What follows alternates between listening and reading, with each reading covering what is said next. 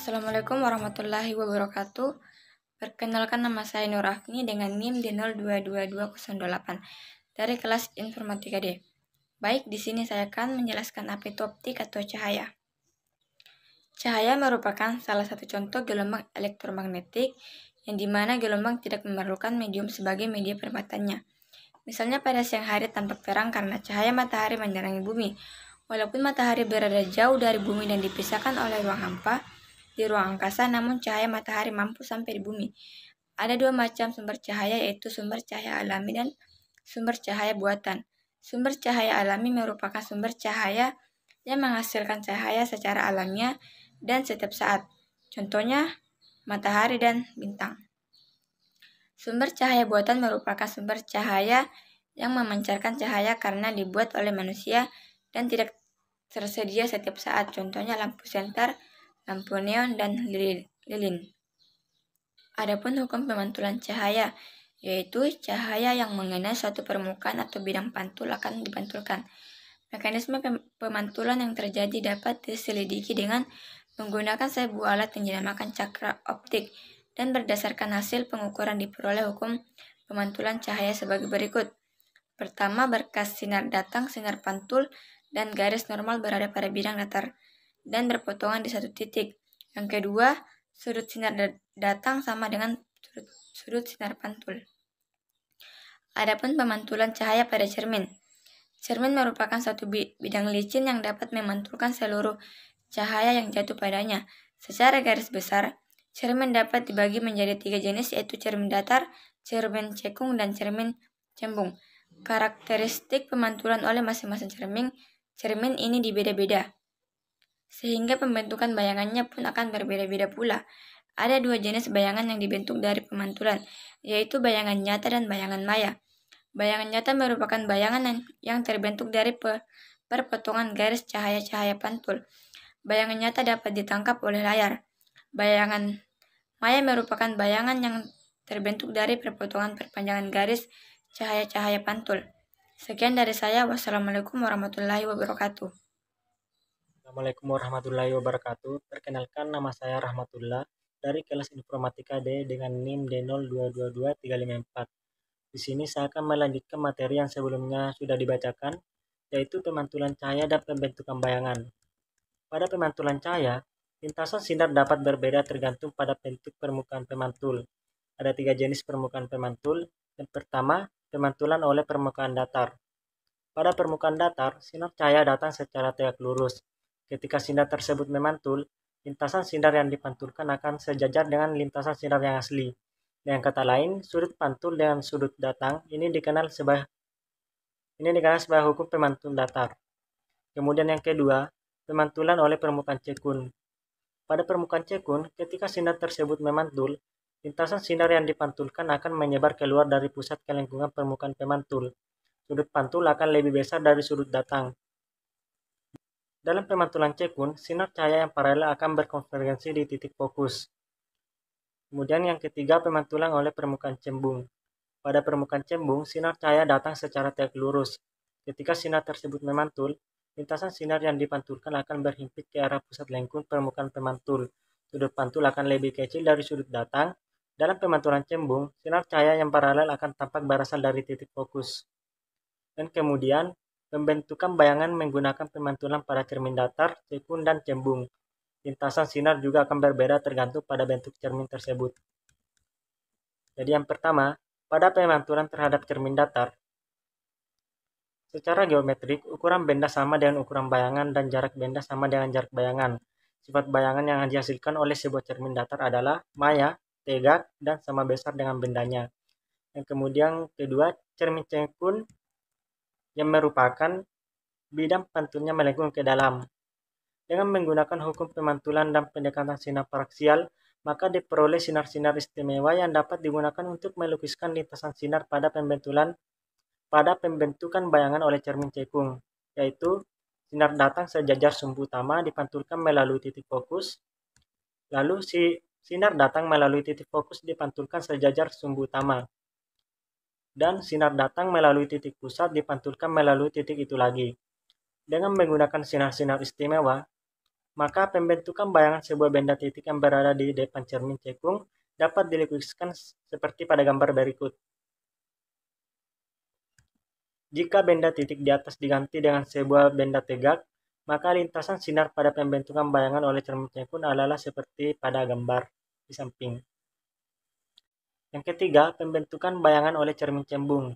Dengan menggunakan hukum pemantulan dan pendekatan sinar paraksial, maka diperoleh sinar-sinar istimewa yang dapat digunakan untuk melukiskan lintasan sinar pada pembentukan bayangan oleh cermin cembung, yaitu sinar datang sejajar sumbu utama dipantulkan seolah-olah datang dari titik fokus. Lalu sinar datang menuju ke titik fokus dipantulkan sejajar sumbu utama. Kemudian sinar datang melalui titik pusat dipantulkan melalui titik itu lagi. Dengan menggunakan sinar-sinar istimewa tersebut, maka pembentukan bayangan sebuah benda yang berada di depan cermin cembung dapat dilukiskan sebagai pada gambar berikut. Sekian materi yang saya bacakan. Terima kasih. Assalamualaikum warahmatullahi wabarakatuh. Perkenalkan, nama saya Farida dengan NIM D02221517. Di video kali ini saya akan menjelaskan secara singkat beberapa alat optik yang digunakan. Yang pertama itu ada mikroskop. Mikroskop adalah alat optik yang digunakan untuk melihat objek yang sangat kecil yang tidak bisa dilihat dengan mata telanjang. Mikroskop bekerja dengan memanfaatkan cahaya yang melewati objek dan lensa pembesar untuk membentuk gambar yang diperbesar pada lensa okuler.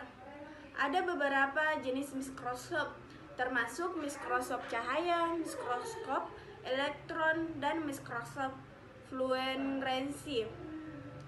Yang kedua itu ada teleskop. Teleskop adalah alat optik yang digunakan untuk mengamati objek yang sangat jauh di langit, seperti bintang, planet, dan galaksi. Teleskop bekerja dengan memfokuskan cahaya dari objek langit ke dalam lensa atau cermin,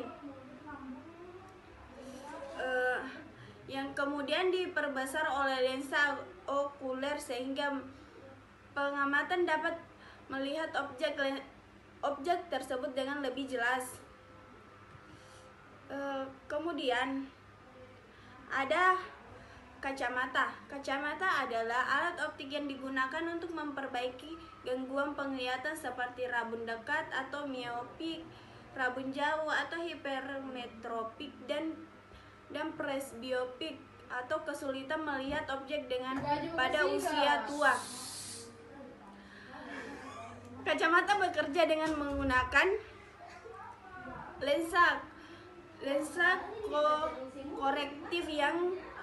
korektif yang menyesuaikan fokus cahaya yang masuk ke mata sehingga membantu penglihatan yang lebih jelas. Kemudian keempat itu lensa. Lensa adalah suatu benda transparan yang memiliki bentuk melengkung dan digunakan untuk mengubah arah atau fokus cahaya. Lensa digunakan dalam berbagai aplikasi seperti dalam kamera fotografi, kacamata, teleskop, mikroskop, dan banyak lagi. Ada dua jenis lensa yang umum digunakan, yaitu lensa konvergen, lensa cermin atau lensa cermin yang membungkus cahaya, dan lensa divergen atau lensa cengkung yang menyebarkan cahaya. Kemudian itu ada periskop. Periskop adalah alat optik yang digunakan untuk melihat objek di sekitar sudut atau di tempat yang sulit dijangkau secara langsung. Periskop terdiri dari serangkaian cermin atau prisma yang memantulkan cahaya sehingga pengamatan dapat melihat objek dari sudut pandang yang berbeda. Kemudian terakhir itu ada monokular dan binokular. Monokular dan binokular adalah alat optik yang digunakan untuk pengamatan jarak jauh. Monokular memiliki satu lensa okuler, sedangkan binokular memiliki dua lensa okuler untuk pengamatan dengan kedua mata. Alat ini sering digunakan dalam kegiatan seperti birdwatching, observasi alam, dan kegiatan luar rumah lainnya. Dan itulah beberapa contoh alat optik yang umum digunakan yang bisa saya jelaskan. Kemudian ada beberapa contoh soal dan beberapa contoh soal tentang optik ada di samping sini. Jadi sekian video dari saya.